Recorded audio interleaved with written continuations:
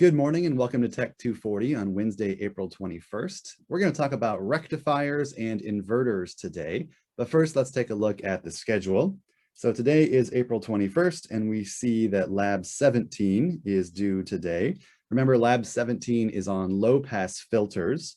And remember, in the video about low pass filters, we talked about how you didn't have to do the entire lab, all of Lab 17.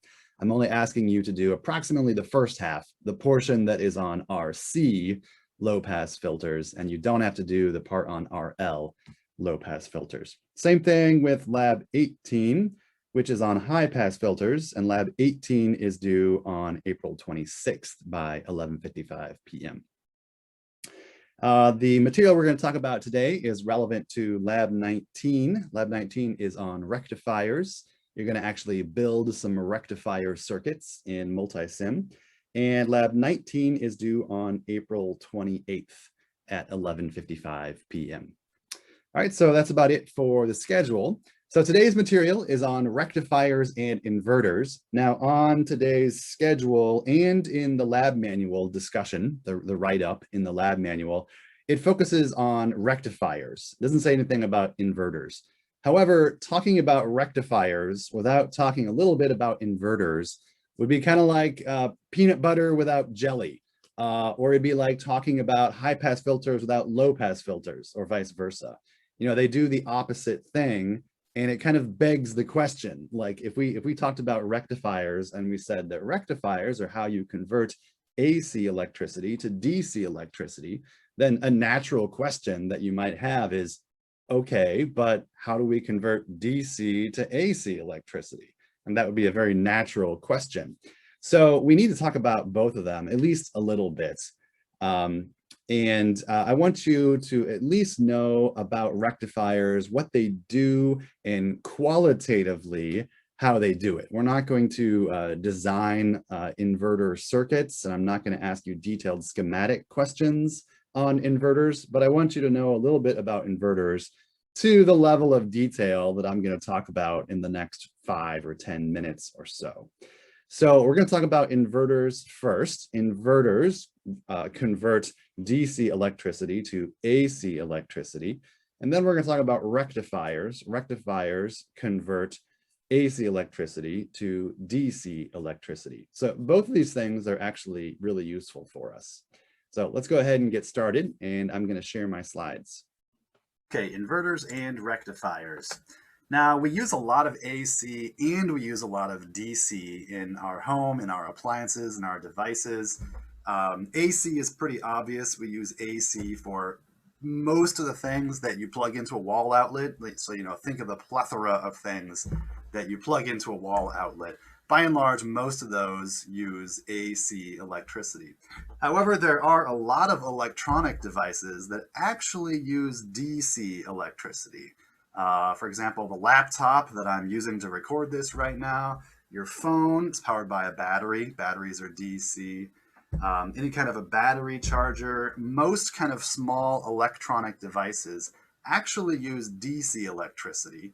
And so in order to use the DC electricity inside the device, it has to convert the AC electricity that it gets from the wall outlet into DC electricity that it uses on the internal components of the device. So believe it or not, you probably have a bunch of rectifiers in your home.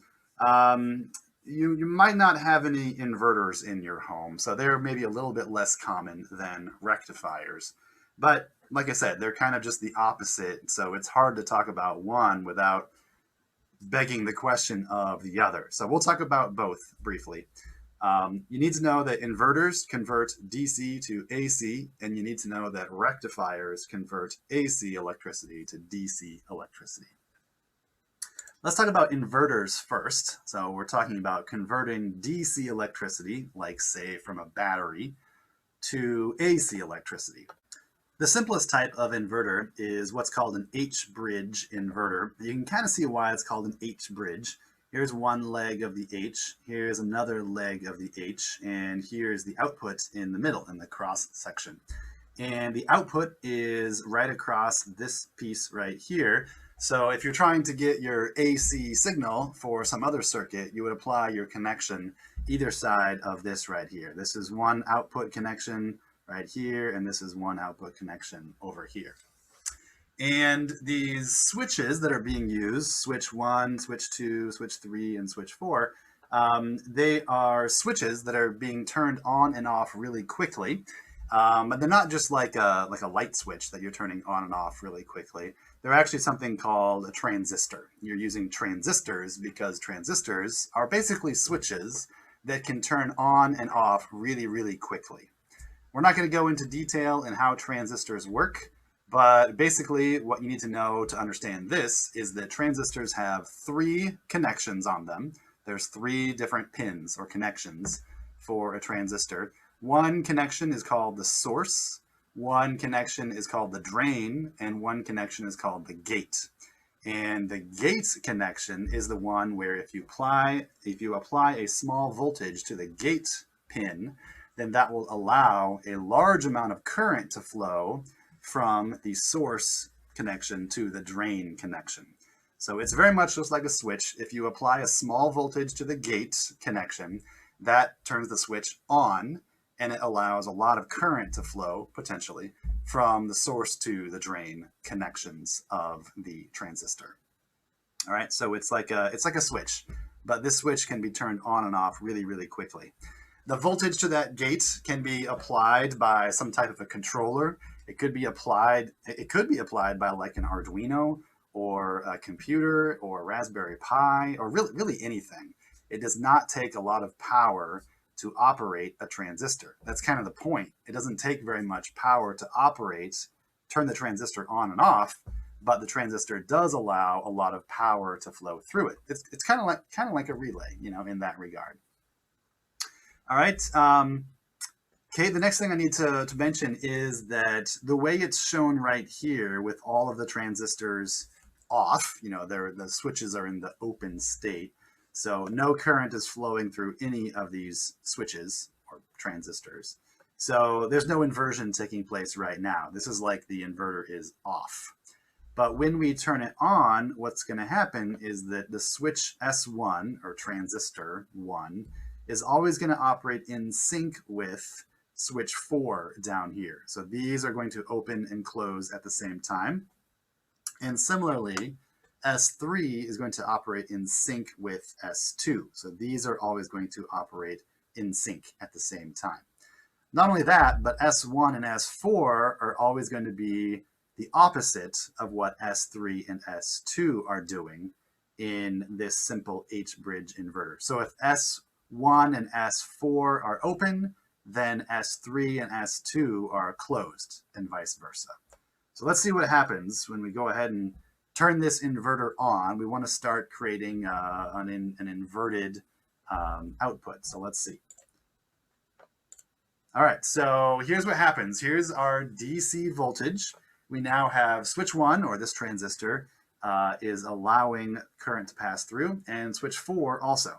So the current goes from the positive side of the battery, or the DC source, up here and over, and then through switch 3, and then left to right through the output, and then through switch 4, and then back to the negative side of the voltage supply, right? So remember that current is flowing from left to right through the output, all right? Now let's see what happens if we close switch 3 and switch 2 and simultaneously open switch 1 and switch 4. All right, so the next thing that happens is this. All right, now switch 3 and switch 2 are closed, switch 1 and switch 4 are open.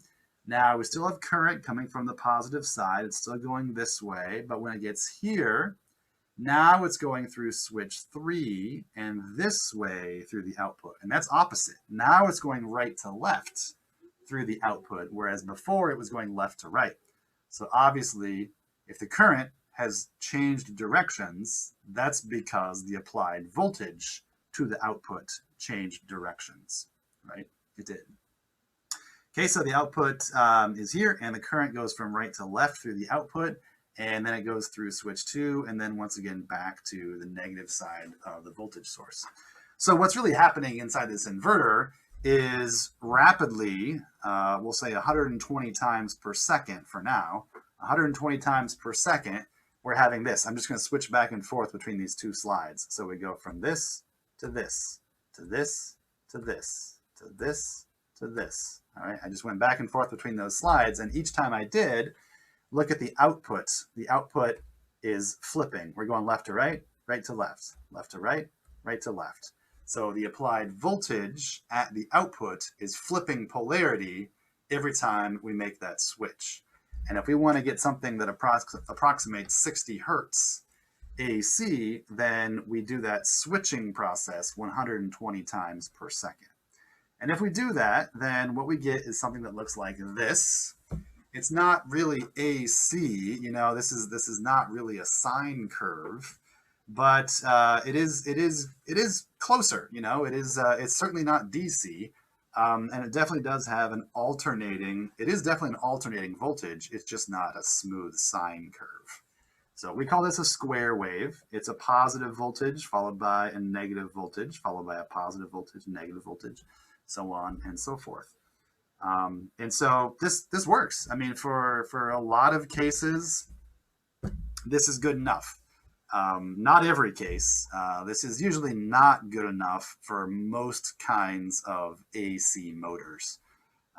You'll get, they won't run very smoothly, put it that way, if you apply a square wave voltage to most kinds of AC motors. But there are some kinds of devices that will work okay on a square wave input like this. If you want to get a sine wave, you can do that. And believe it or not, you can actually take this output and you can pass it through a low pass filter and you can get something that is more like a sine wave. This is not the best kind of inverter, but it would work. You would get a sine wave if you passed this through a low pass filter. So that's one kind of inverter that is the simplest inverter, H-bridge inverter. The next kind of inverter, and we're only going to talk about two kinds of inverters. So the second kind of inverter uses pulse width modulation. And remember, we've talked about pulse width modulation before. We talked about it in motor control, DC motor control.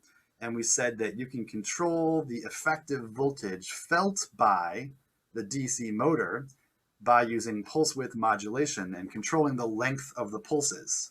So the pulses are turning on and off very rapidly, 10 to 20,000 times per second, sometimes even more than that.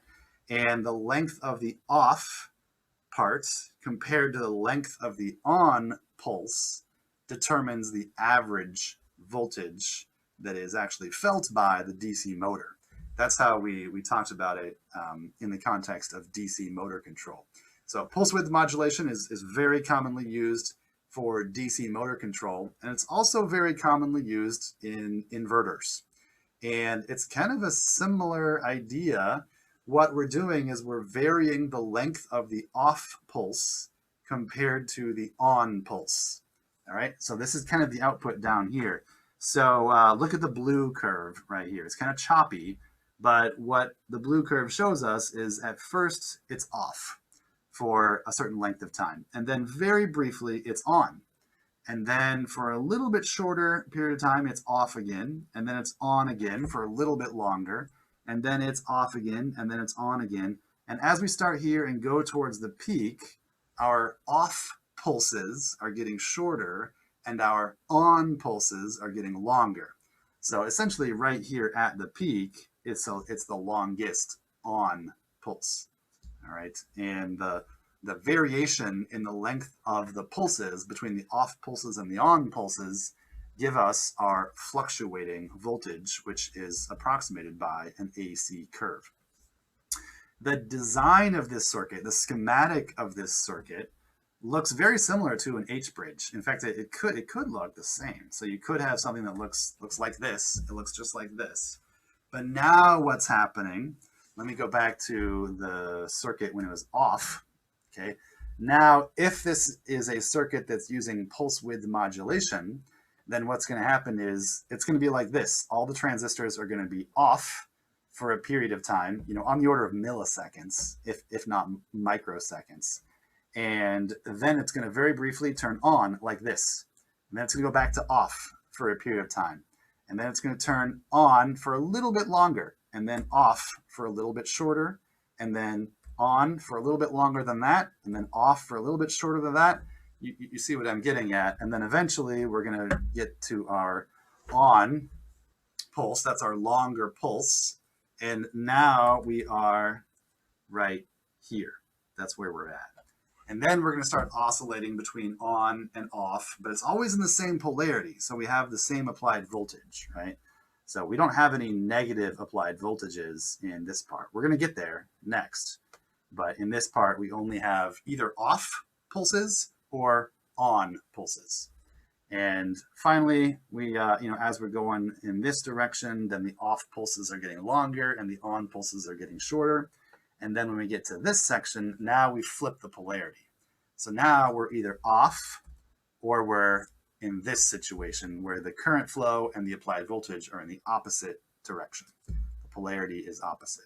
So now we're just alternating between the circuit being off and the circuit being in this situation right here, where the voltage is the opposite polarity as before. So this is happening really fast, tens of thousands of times per second. And the output, what the output feels is the average voltage. And the average voltage, when you average these pulses over time, the average feels to the output like a sine wave. Sometimes that's good enough. Sometimes this pulsed width modulation output is good enough. But if you want an actual sine wave, no problem. Just apply this output to a low pass filter, once again, a low pass filter, and that will create your sine curve for you. So then it'll look like this nice, pretty pinkish reddish curve right here, which is a nice, pretty sine curve that you can apply to pretty much any device that runs on AC electricity. Next, we're going to talk about rectifiers. Their job is to convert AC electricity into DC electricity to operate the circuit boards in your computers or your Xbox, or to charge your phone's battery, or lots of other applications as well. We're going to talk about 3 different kinds of rectifiers and then one slight modification that you can make to make them better. So the first one, not very common, but it kind of sets the stage for the other ones. The first one's called a half-wave rectifier, and basically all it is it's a diode. It's a single diode followed by your output. So this is your output modeled in this case by a resistor, but all the diode does, it blocks current from flowing in one direction. So it only allows current to flow in this direction. It blocks the current when it tries to flow in the opposite direction. So our output no longer has positive half cycles and then negative half cycles, positive and negative. It only, in this case, has positive half cycles. Or if I flip the polarity of that diode around, then it would be the opposite. I'd get the negative half cycles. So I'm only going to get half of the waveform. So you look at this and you say, well, that's not really DC. And you're right, it's not really DC. But it's kind of the first step. It's kind of the first step in creating DC. And low pass filters, they're almost kind of magic. If you take this waveform and you apply it to a low pass filter, you can get something that is very close to DC output. So this is the first step, and if you want to, you can apply this to a low pass filter and you can get DC output. It's also true though that it's not very efficient because it's only using half of the waveform. It's not even using this half cycle and this half cycle. So that's not really a very efficient use of power. So a better way to do it is called a full wave rectifier. And we'll talk about 2 different kinds of full wave rectifiers. This first one uses a bridge of diodes. So we sometimes call it a bridge rectifier. And what this looks like is these diodes set up in a very clever pattern. I'm kind of envisioning the first person to come up with this, thinking, oh, this is so cool. I can get what's almost like a DC electricity if I creatively set up these diodes in a certain arrangement. So if you think about this, let's say that for right now, we're in the positive half cycle. And by that, I mean this side is positive right now, and this side is negative right now. That's going to flip, of course, in half of a period of the sine curve. But for right now, this is positive, this is negative. So current is going to go from the positive side, and it's going to go from here up to here, and then over and get to here. And now it can only go through this diode D1. It can't go through D4 because it's blocked. All right, so it can only pass through D1 in this way. And now it can go to the output. And here's our output voltage. And here's a load that you could connect across the output. So our current is going top to bottom, down through the load. Remember that, all right, for the next minute or two. So the current is going down through the load, and then coming back here, and then up through here. And now it could go up to here, or it could go down here. But remember, it was at a higher voltage up here. Now it's passed through the load. So here we're at a lower voltage. So our current is not going to go from here to here, because that would be going from a lower voltage to a higher voltage. I have a higher voltage here than I have right here. So the current is not going to go through this diode. It's only going to go through this diode. So the current passes through D2 and then back to the negative side of the voltage source. Okay, so that's the positive half cycle. Now let's see what happens a split second later when it flips. So now the positive side is down here. So current goes in this direction to this side of the bridge. By the way, this thing right here, this is actually the bridge right here. This collection, this arrangement of 4 diodes. So it gets up to here, the current gets to here, and then it can only go through D3. It's blocked from going through D2 because D2 is reversed biased.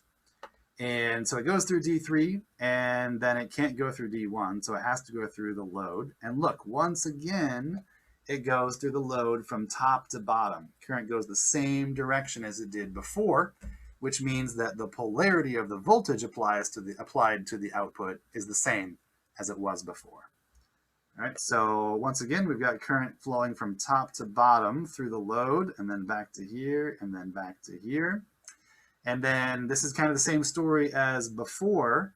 In theory, both D2 and D4 are forward biased. But remember that this is at a higher voltage. This is at a higher voltage because it came straight from the source. Now it is passed through the load where it dropped voltage. And so over here, it's at a lower voltage than it is right here.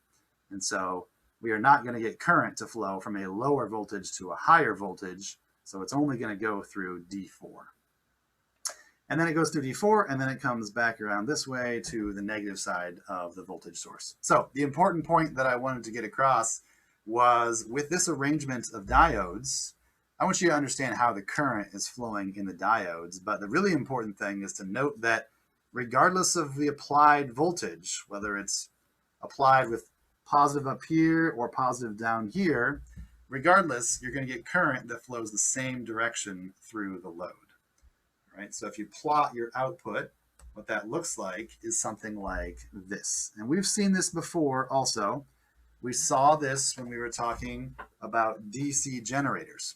Remember, we talked about how if you keep the same armature on a DC generator as you have on an AC generator, but all you do is use a split ring commutator and brushes instead of slip rings and brushes, what's going to happen is instead of having your AC output, now you'll have this output, which we called rectified AC. So we've seen this before. This is not new, but this is the output that you would get if you applied an AC input voltage like this with a positive half cycle, negative half cycle, positive, negative half cycle.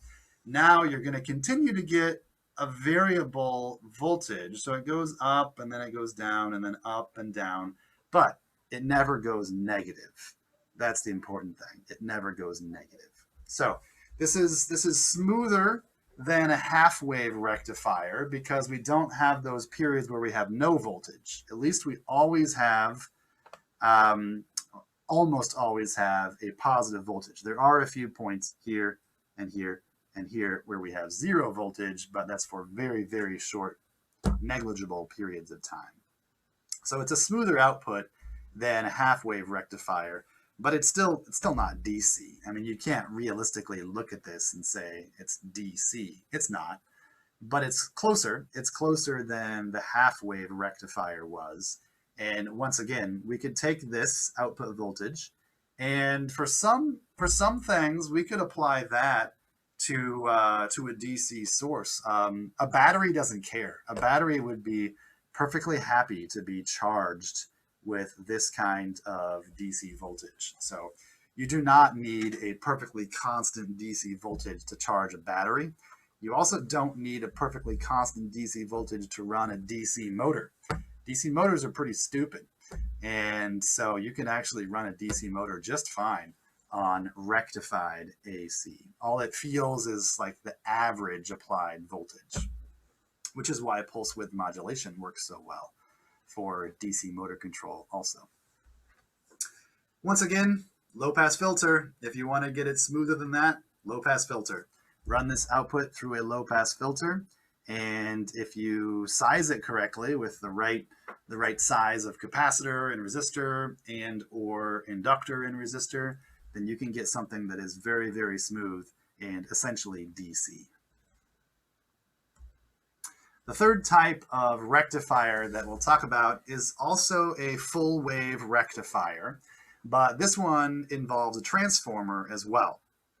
So one built-in advantage that you have here is that you can control the output voltage independently of the input voltage by changing the design of the transformer. So you can change the numbers of turns in the primary coil or changing the number of turns in the secondary coil, and that's going to have an impact on your output voltage. All right, so let's go ahead and trace the current flow through this circuit as well, like we did for the last circuit.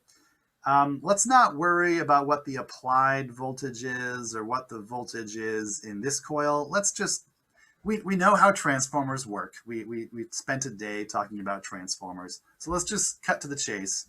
And let's say that at this point in time, we have a positive induced voltage in the secondary coil on the top side and a negative voltage at the negative side, the bottom side of the secondary coil. All right, so a positive voltage here, negative voltage right there. All right, so in that case, we have current that's going to pass through this diode, and it can't go, well, yeah, it passes through this diode, and then it goes through the output from top to bottom, and then it goes through here, and it comes back to the middle of the transformer, and that is why we call it a center tap transformer. Remember, we talked about center tap transformers a little bit when we talked about transformers, and we said that they're really common, actually. You've got one that feeds your house, I promise you. You have a center tap transformer built into your house or your apartment. The nice thing about center tap transformers is that you can easily get two voltages. So you can use the voltage from one side to center, or what you can do, and we do this for our house, you can take the voltage from the top side all the way to the bottom side, and that gets you double the voltage as you get from here to here. So when we talked about this, as we were talking about transformers, we said that that's kind of nice because in a house, you can use 120 volts from here to here, or for those few appliances in your home that really use a lot of power, you can use a higher voltage, such as your air conditioner unit and your stove or oven and your dryer if you have an electric dryer. Those three things in a typical house would use 240 volts AC. You know, now I'm thinking about it, I've never had an electric water heater or an electric furnace, but I would be willing to bet that they would also use 240 volts AC. I've never had one of those, so I can't guarantee that, but I'd be pretty surprised if they didn't use 240 volts AC also. Anyway, Our current in this case is going back into the center tap of the transformer, and it's just completing this loop, right? Okay, we know that because we have AC applied right here, in just a moment, we're going to have the opposite voltage here, the opposite current going through the primary windings, and thus the opposite induced voltage in the secondary windings. So in just a matter of milliseconds, now we're going to have the positive voltage at the bottom here and the negative voltage up here. So now our current goes this direction through this diode, and it comes up here, and then once again it goes down from top to bottom through the output. So that means the applied voltage to the output is the same polarity as it was before, and then it comes back through the center tap and then completes this circuit over and over again. So as we apply our AC voltage here, what happens every time we go from the positive half cycle to the negative half cycle of the applied voltage, we do this back and forth from here to here to here to here, and back and forth and back and forth and back and forth. But notice that these don't change as I switch it back and forth. The voltage polarity across the output is always the same polarity at the output.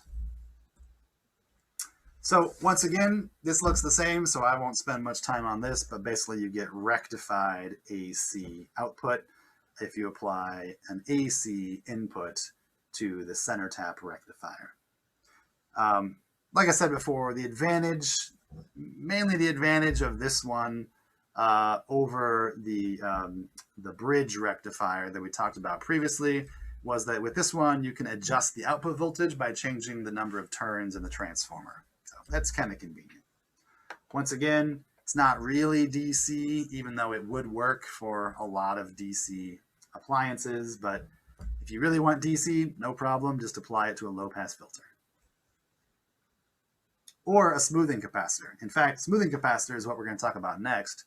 So what a smoothing capacitor is we've got our rectifier, in this case, a bridge rectifier right here. And what we're going to do to smooth the output, we could use a low-pass filter, but what you can also do that works kind of similarly is just have what's called a smoothing capacitor. And the smoothing capacitor is in parallel with the load. So here's our output right here, and the capacitor is in parallel with the load.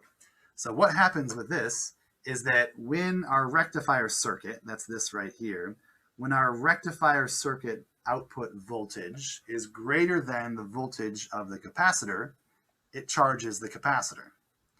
Okay. When the output voltage of the rectifier circuit is less than the voltage of the capacitor discharges. So the capacitor is kind of acting like a shock absorber, you know. So it's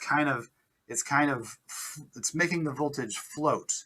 So instead of having these large fluctuations like rectified AC has, whenever the output, like up here, up here is where the output of the rectifier is higher than the output of the capacitor. So you're charging the capacitor. But then down here, in this area down here, the rectifier circuit output is lower than the voltage of the capacitor. So the capacitor is discharging. So this is a way for the voltage to be smoothed out at the output of this circuit. So this black curve right here is what it looks like when you take the output across here with the output smoothing capacitor. All right, so the output smoothing capacitor, it charges when the rectifier circuit voltage is higher than the capacitor voltage. It discharges when the rectifier circuit output voltage is lower than the capacitor voltage. So it just smooths the output voltage out. And the result, as you can see, this black curve right here is the closest thing that we've seen yet to DC. It's nearly DC, and it would work for most applications that need DC electricity. You can get it smoother simply by increasing the size of this capacitor. If you increase the size of the capacitor, it's like having a larger shock absorber. All right, so you don't, in that analogy, if you have a larger shock absorber, then your car doesn't bottom out, you know, as you're going over bumps. So that analogy kind of works. You have a larger amount of energy that can be stored in the capacitor, and so it's better able to smooth out these fluctuations. So you can get it quite a bit smoother than this. It's just shown like this to kind of demonstrate what's going on. And then from here, if you want to get even smoother than that, well, first of all, you can increase the size of the smoothing capacitor. And then after that, if you still want it to be smoother, then you've got your low pass filter. You can pass this output through a low pass filter, and you can make it even smoother and even closer to, you really can get DC out of this. You can get basically completely smooth DC electricity out of this.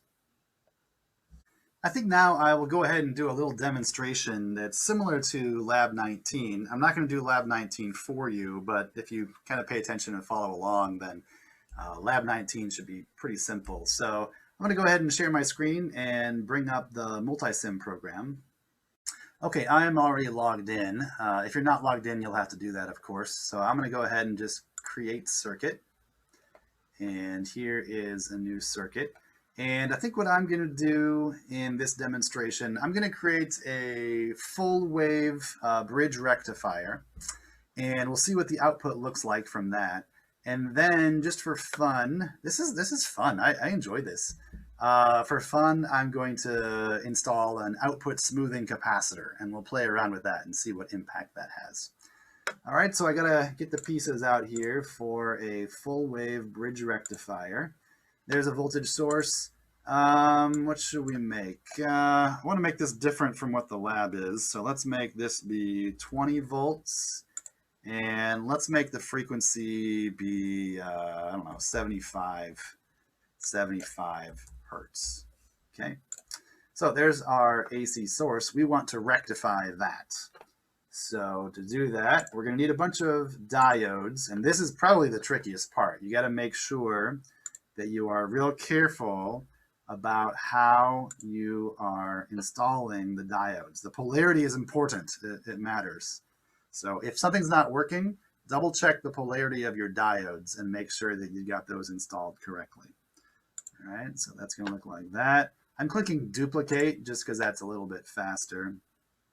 I'm going to put one over here and rotate it, but that's not the right orientation. I want it like that. Okay. Just going to move it a little bit. Okay, that looks good. And then duplicate that, and then put the other one over here. Okay, once I connect those should be in the correct orientation. That looks good. Then I'm going to have a resistor over here. That's going to be my output and my load. So I'm going to rotate that. And that should be good for now. Let me connect this stuff up. All right, so I'm going to connect my voltage source up to the diode. And then if I just draw a wire from here, it'll make a junction right there. So that's connected. And now I'm going to connect these two diodes. And these two diodes, and these. And I'm going to connect my resistor at the output. It'll make a junction if I connect it right there. All right, and be careful how you connect the resistor as well. The way that we've drawn our diodes here, I need to connect my output to the upper right corner and to the lower left corner. So be careful. It won't work if you connect it right there. So don't connect it right there. You got to connect it to the lower left corner of the bridge over here.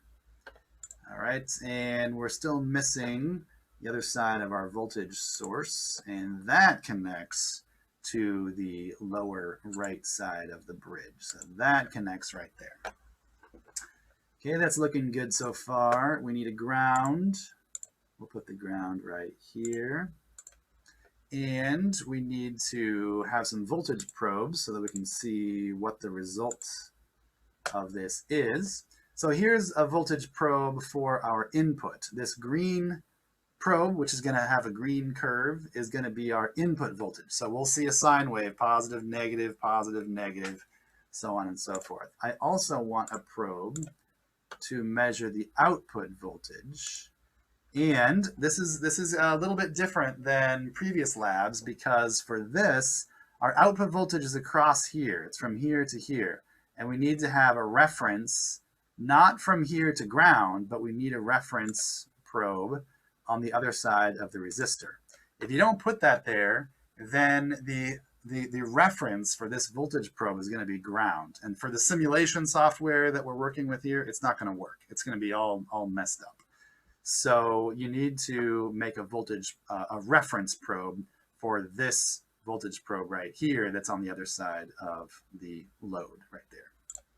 All right, so you can see that it says in little letters right there, it says, well, it says probe 2 positive, and then it says reference 1 negative. So the reference 1 is the other side of the voltage probe. It's like the black wire if this was a multimeter. So this is the reference that is associated with this voltage probe. All right, I think we are ready to run this. We'll soon find out. All right, so I'm gonna split so I can see the plot, and we're on interactive, so I'm gonna go ahead and run it. All right, that's good enough. And I'm gonna adjust my curve so I can see what's going on. So I'm going to go from 0 seconds to 0.1. Yeah, that's probably good. Maybe I'll go a little bit less than that. Maybe I'll go, let's change the maximum on our plot to, instead of 0.1, let's say 0.08. That might make things a little bit easier to see. And then the amplitude of our signal was 20 volts. So let's go from negative 25 to positive 25. Okay. All right. And that looks good. That is exactly what we expected to see.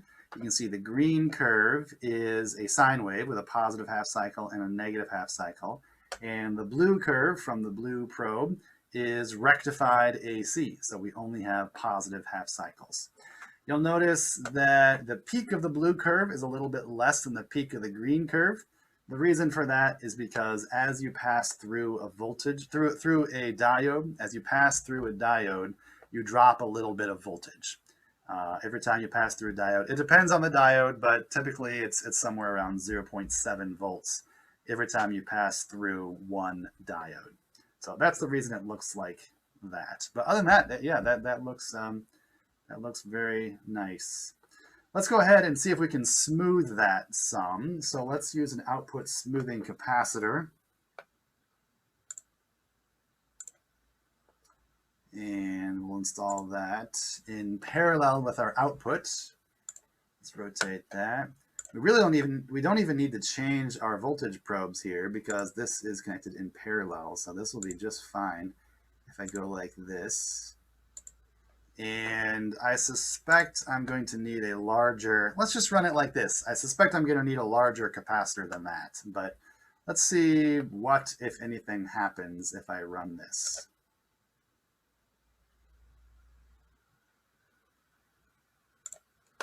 All right, well, it definitely did something. So let's do same as before. Yeah, okay, it changes it to the same as before. So yeah, it does something, but look, it doesn't come all the way down to 0, right? It goes most of the way down, but the minimum voltage that the blue curve has is somewhere around 2 volts. So let's increase this up. Let's bump this up to, let's say like 35. I don't know, I picked that randomly, but let's see what happens with a 35 microfarad capacitor. Oh yeah, that I can see is going to make a huge difference. Yeah, look at that. Look at that. All right, so that is, I wouldn't call that quite DC, but that is a lot smoother than it was before. Right? It's kind of like a sawtooth edge. Let's keep on bumping this up. We were at 35. Let's go 140, 4 times what we had. 140 microfarads. Oh, I can definitely see that is getting a lot smoother. Definitely a lot smoother. It's less of a jagged edge, but let's keep going.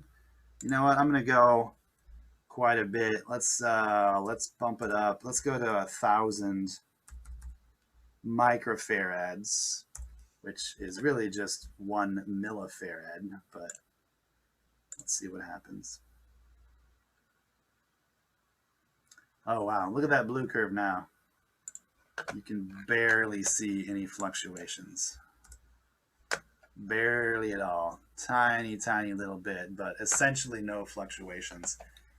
Just for fun, let's see if we can go a little higher than that. Let's go up to, let's say, like 5,000 microfarads. Let's run that.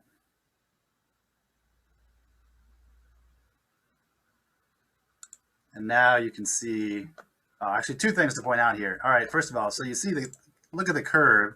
The curve is really smooth.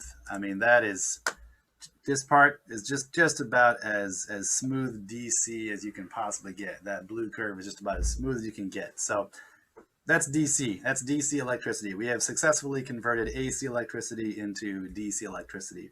The other thing that I want to point out that you will get sometimes when you kind of approach the computational limits of what multisim is capable of doing, sometimes you will get some error codes over here.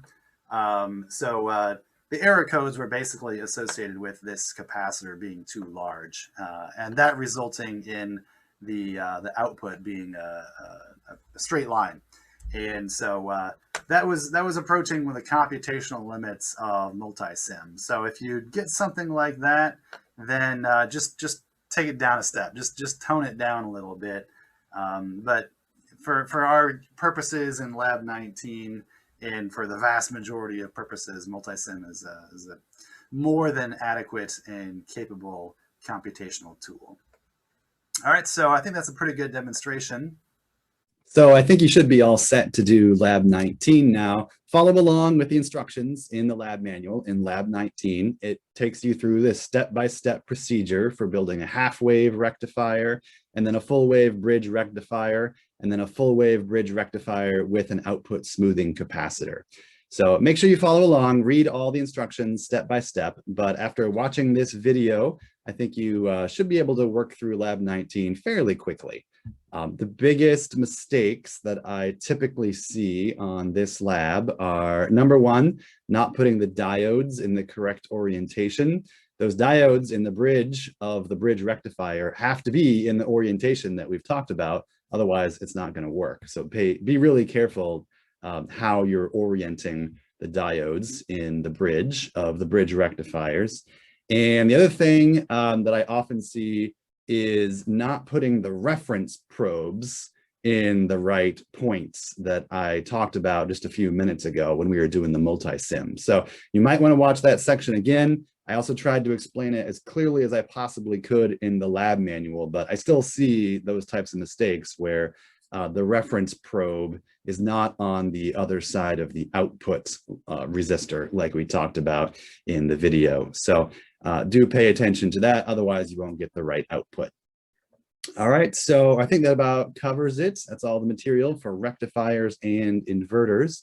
Let me know if you have any questions, as always, and I'll see you next time.